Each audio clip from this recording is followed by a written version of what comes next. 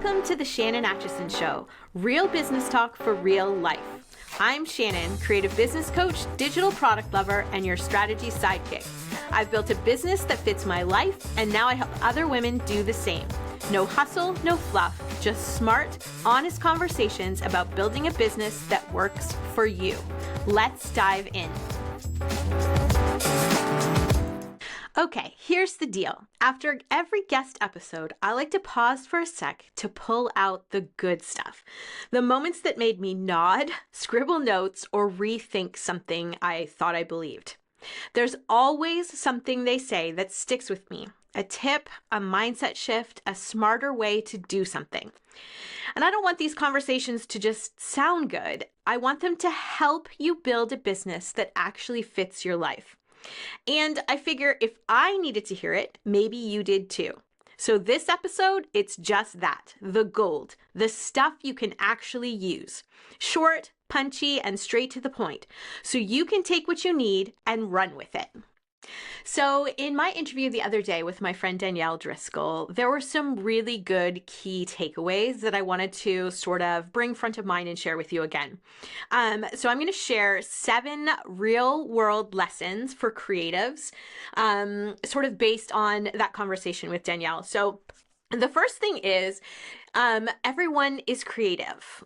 Like everyone is inherently some sort of creative. Whether you believe that or not, that's up to you. But it is my belief, and Danielle shared the same belief, that everyone's creative. But it does take practice. You know, you are born creative, but an actual creative pursuit you're not born knowing how to do. So in Danielle's case, you know, watercolor wasn't something she was born knowing how to do. It's something that you need to practice. She needed to learn and to practice. It's sort of a muscle that she needed to exercise. You know, her story about starting watercolor, you know, pushing through the discomfort and embarrassment of that first time she showed up at her watercolor class that was supposed to be for beginners, but really it seemed like it wasn't, you know, is just a reminder now as she looks back at her business and that I look at her creativity, and, you know, that the magic happens when you just keep showing up. Danielle just kept practicing. So we're all creative, but, you know, individual creative pursuits take practice. The second thing is you don't need to be the best at what you do to start. You know, there is so much pressure to be amazing, like right out of the gate, but you don't have to be the best. You just have to be in it, practicing, curious, willing to try. Danielle sort of helped to give us permission to explore that without attaching sort of worth to the outcome. So you don't have to be the best. She has been practicing for years and her work is beautiful. But, you know, she acknowledges that she maybe isn't the best in the world. There probably will always be somebody out there better than you. But you don't need to be that best to start. The third thing is you need to follow your curiosity. You know, one of my favorite things Danielle said was letting her curiosity lead her. That when you follow that, what you're naturally drawn to, sort of in the creative world, you'll often find, you know, your next right thing, which that next right thing is kind of a theme that I've noticed in these episodes that I've been recording. So that's how she landed where she is. One interest, one creative spark at a time. So follow your curiosity when it comes to creative pursuits. The fourth thing is to build a brand around one thing. You know, there's a lot of advice out there on multiple income streams and stuff like that. And while I agree with that 100%, my belief is that you need to become known for or get really good at one thing before you pivot to something else. And so, you know, Danielle got really, really good at watercolor art.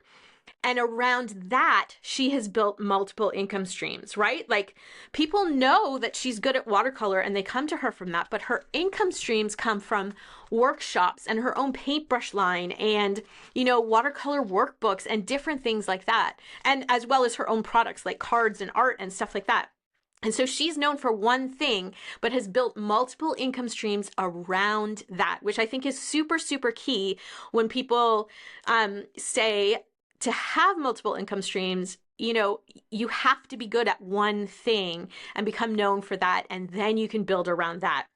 The fifth thing that I really took from Danielle's interview is focus on what's working, not just what's shiny. You know, as the CEO or whatever you want to call yourself as the head of your business, you've got to pick your lane. There's always going to be something new or exciting calling for your attention. Honestly, I know this because it's happened to me. In 15 years of online business, there is always something shiny and pretty to go after. But Danielle helped to bring us back to the core truth. Pay attention to what is actually making money, especially when multiple things are sort of drawing your attention at once, whether that's multiple products or whatever. You have to put your energy into what's making money first. When it comes to business, when it comes to a hobby, you can do whatever you want. You can follow whatever shiny thing you like.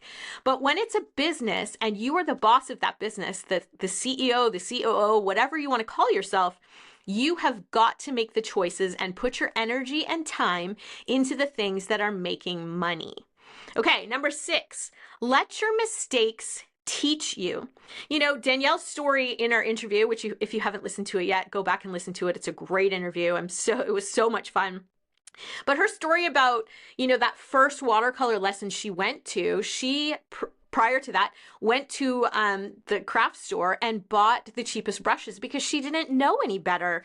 And, you know, that was kind of a bit of a, you know, I guess you could call it a failure moment, but now she has her own brush line that she designed because she knows what matters now that she's practiced. And so that was a mistake, but it totally sort of walked into this great thing and a new product line for her. So you don't have to get everything right from the start. Clearly that, you know, mistakes happen in business, quote unquote, failures happen in business. And you learn by doing. So the things that don't work, they help you build the things that do. Case in point, Danielle's brush line. And finally, the 7th thing is your personal brand matters more than ever. Listen, I haven't released them yet, but I have done so many interviews, and you know, it's come up again and again and again. In a world full of, you know, AI generated content and generic how-tos, people are craving connection. And so, you know, things like step-by-step tutorials that are impersonal just don't cut it anymore. People are looking for your personal experience with something. They want to get a glimpse of who you are. And so Danielle's business works because it's hers. People follow her. You know, for the last several years, SEO has been a huge thing. Previous to that, we talked about what we did in a day on our blogs and websites, right? Like before social, and then when social, Instagram and stuff like that. Man, I feel old when I say that. But, you know, we share those bits and pieces of our lives. And I think sometimes we forget to keep including that on our website side of things and in our product line side of things. And so the future of online business is sort of personality, your presence, and a point of view. That doesn't mean that you have to be on all the time. By all means, set limits. But your personal brand matters now more than ever. So that's it. Those 7 things. Everyone's creative, but it takes practice. You don't need to be the best to start. Follow your creativity. Build your brand around one thing and then branch out from there.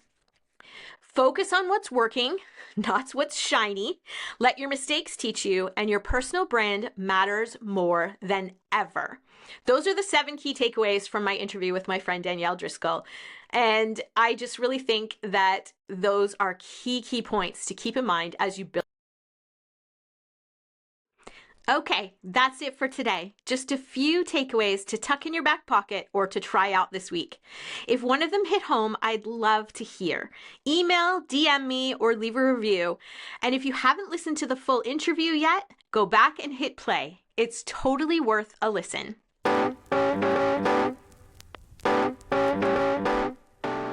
That's it for today on The Shannon Atchison Show. If you found this helpful, follow the show and share it with a friend. And hey, if you're not sure what kind of business actually fits your life, take the free quiz at shannonatchison.com. It'll point you in the right direction. Thanks for listening. Talk again soon.